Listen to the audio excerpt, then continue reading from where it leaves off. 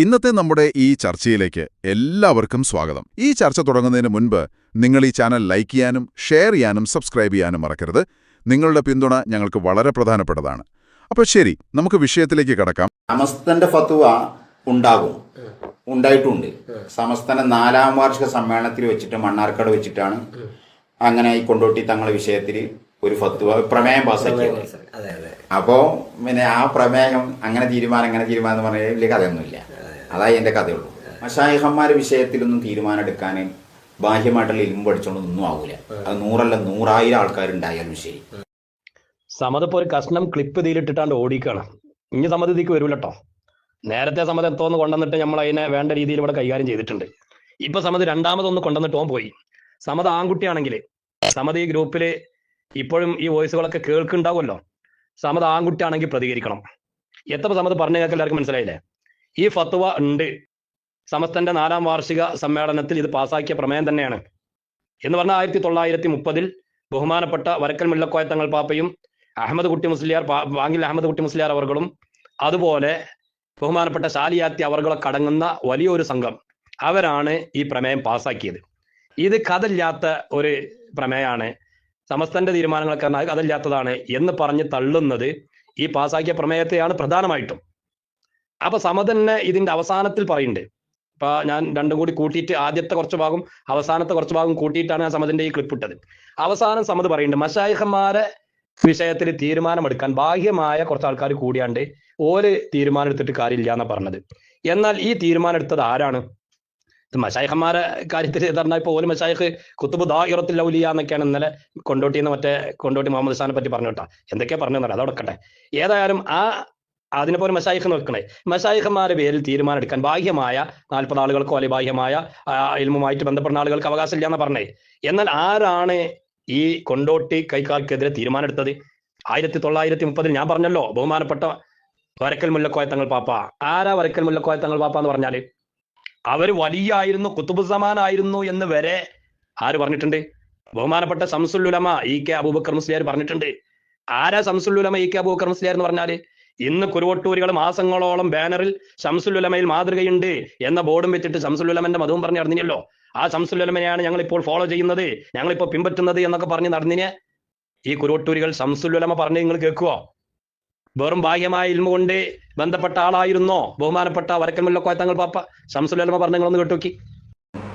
ബഹുമാനപ്പെട്ട വലിയുള്ളാഹി മഹാനായ വരക്കൽ മുല്ലക്കോയ തങ്ങൾ അവർ ഏറ്റവും വലിയ ആയിരിക്കും കുത്തുബ് സമാനുമാണ്.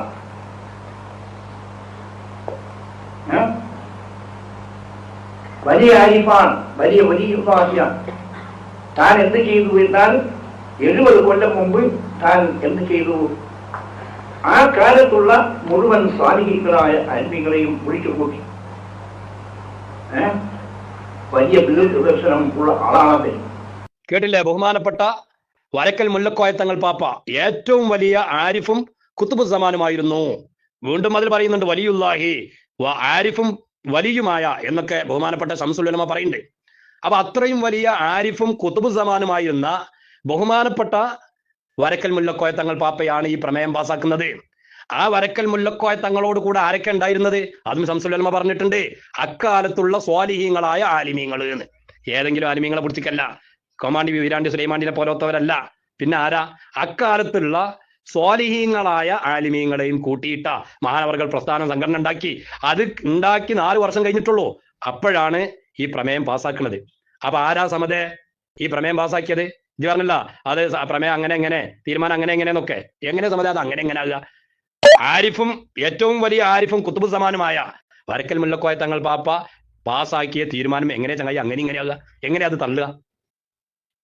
ഈ ഏറ്റവും വലിയ ആരിഫും കുത്തുബ് സമാനുമായ വരക്കൽ മുല്ലക്കോയ തങ്ങൾ പാപ്പ അടക്കമുള്ള മഹാന്മാരായ സമസ്ത കേരള ജംഇയ്യത്തുൽ ഉലമയുടെ ആലിമീങ്ങൾ പാസാക്കിയ പ്രമേയം അതിനെ തള്ളാൻ വേണ്ടിയിട്ട് കൊണ്ടുവരുന്നത് ആരെ പുസ്തക? ഉമർ മധുവായിന്റെ പുസ്തകം. ആ പുസ്തകത്തിന് അവതാരിക എഴുതിയത് ഹൈദരലി ശിഹാബ് തങ്ങൾ.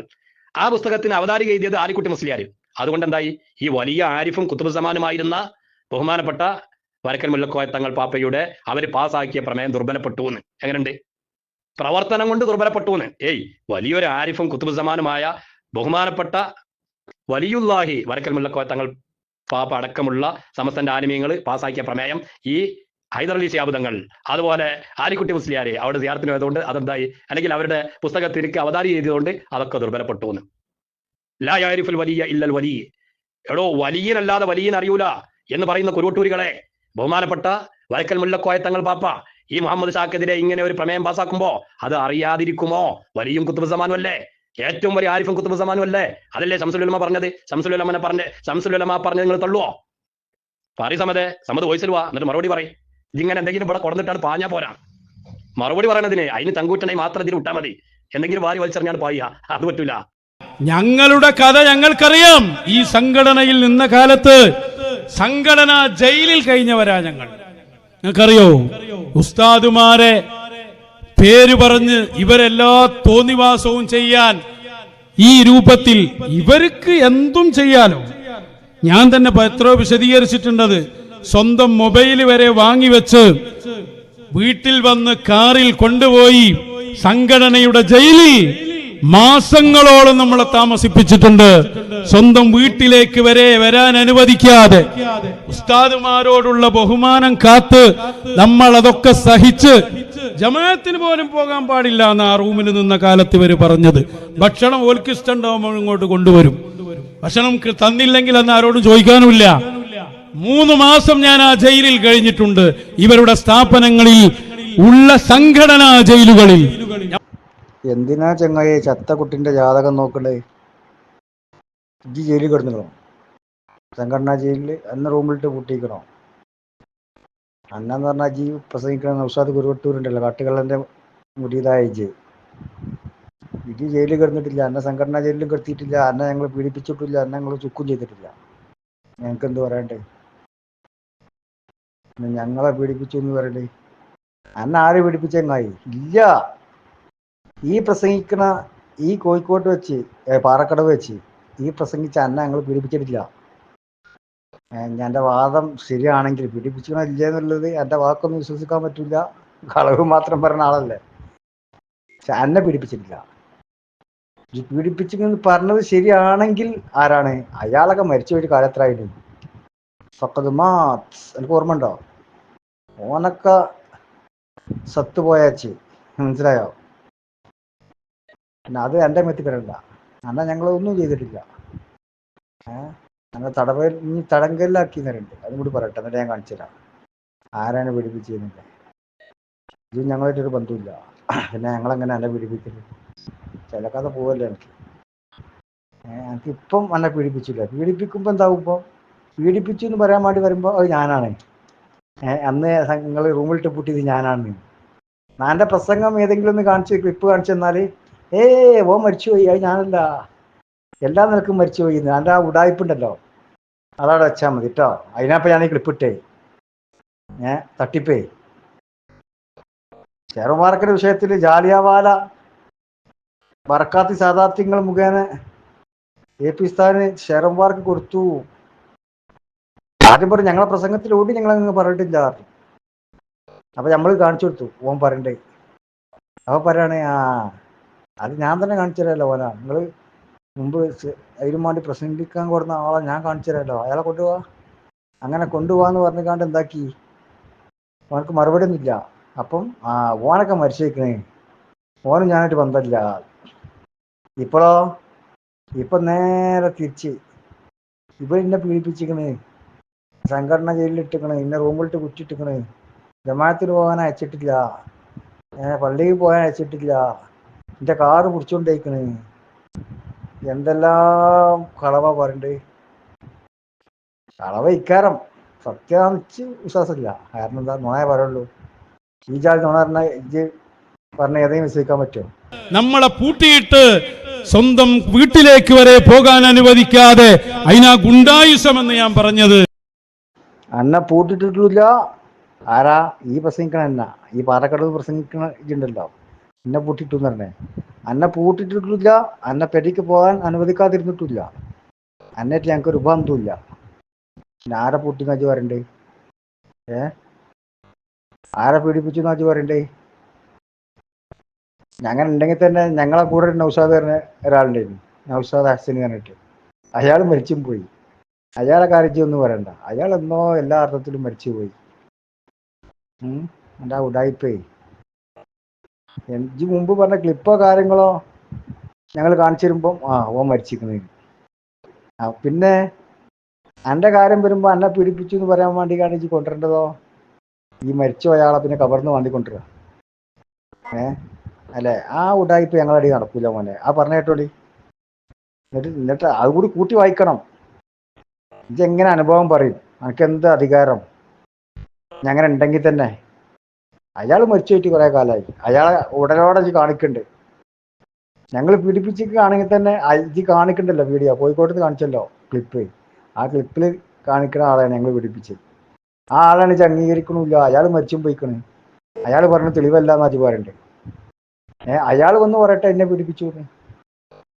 ഇത് ക്ലിപ്പിട്ട് കാണിക്കണ ആ ചെങ്ങായിണ്ടല്ലോ, ഓൻ പറയട്ടെ എന്നെ വലിയ സംഘടനാജിന്റെ ഉള്ളിലാക്കിക്കണേ, എന്നെ പീഡിപ്പിച്ചിക്കണേ, എന്നെ ജമാഅത്തിന് പോകാൻ അയച്ചിട്ടില്ല, എന്നെ പള്ളി പോകാൻ അയച്ചിട്ടില്ല, എന്റെ വണ്ടി പിടിച്ചോണ്ടോയി, എന്നെ അങ്ങനെ ആക്കി എന്ന് ഓൻ പറയട്ടെ. അപ്പൊ നമുക്ക് നോക്കാം. അല്ലാതെ ഇജ്ജ് പറയണ്ട. ഇജ്ജ് ഓനായിട്ട് ഒരു ബന്ധമില്ല എന്നല്ല ഇജ്ജ് പറഞ്ഞേ. എന്റെ കാര്യം വരുമ്പോൾ കവർന്ന് വന്നിക്കൊണ്ടിരില്ലേ? ആ പരിപാടി ഞങ്ങൾ പോയി നടക്കൂല മോനെ. ആ കോഴിക്കോട് എന്ന് പറഞ്ഞൊന്ന് കാണിച്ചു കൊടുത്താണ്. അതൊക്കെ പറയുമ്പോ ആലോചിച്ചോണ്ടി കേട്ടോ. തിരികേശ വിവാദം അതിശക്തമായി നടക്കുന്ന കാലത്ത് മറുപടി പറയാൻ വേണ്ടി നിങ്ങളെല്ലാം കൊടുത്ത് നിങ്ങളുടെ നിർദ്ദേശപ്രകാരം മറുപടി പറഞ്ഞിരുന്ന ഒരു മുസ്ലിയാരുണ്ടായിരുന്നല്ലോ, അയാളൊന്നും കൊണ്ടുവരും. അങ്ങനെ തന്നെയാണ്. കാരണം എന്താണെന്നറിയോ? ഞങ്ങൾ ഇത് കൃത്യമായി വായിച്ചു. കണ്ടില്ലെങ്ങള്?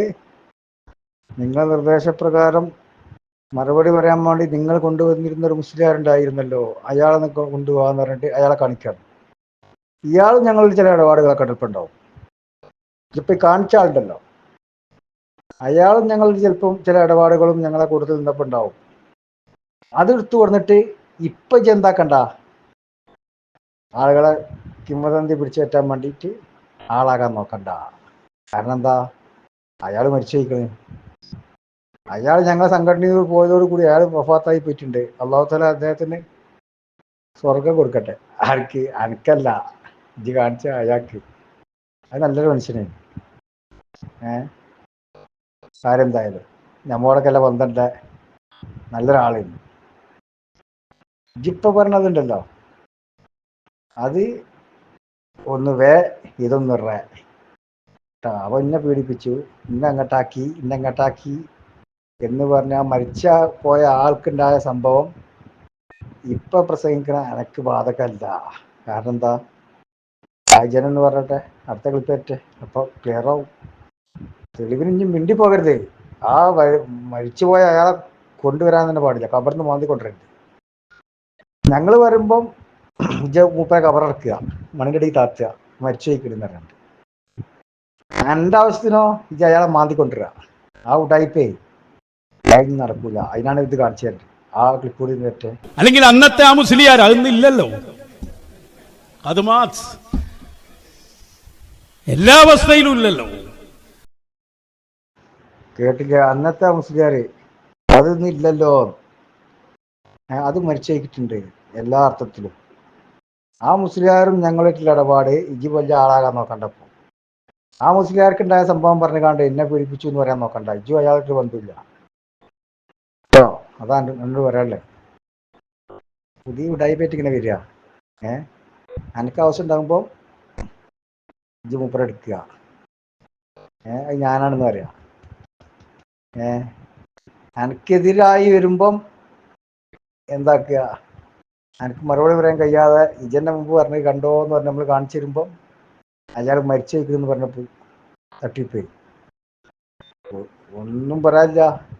അപ്പൊ ലാസ്റ്റ് മൂപ്പരാണ് കൊന്നാല് പരിപാടി കഴിയല്ലോ. കൊന്നാലും കഴിയില്ല, മനസ്സിലാക്കിക്കോ. അപ്പൊ കുടുങ്ങിയില്ലേ? ജി പറഞ്ഞ കോഴിക്കോട് എന്ന് പറഞ്ഞ അടിസ്ഥാനത്തില് ജി പാലക്കാട് എന്ന് പറഞ്ഞ എന്നെ പീഡിപ്പിച്ചു പറഞ്ഞ് എങ്ങനെ അംഗീകരിക്കാൻ പറ്റുക? ഇതല്ലല്ലോ അത്. അയാൾ മരിച്ചു വയ്ക്കുന്നില്ലേ? അത് ആ മുസ്ലിയാരല്ലേ. ഇത് ഈ മുസ്ലിയാർ. ഇതൊന്ന് അതൊന്ന് മനസ്സിലായോ? മിണ്ടി പോകരുത്. ഇനി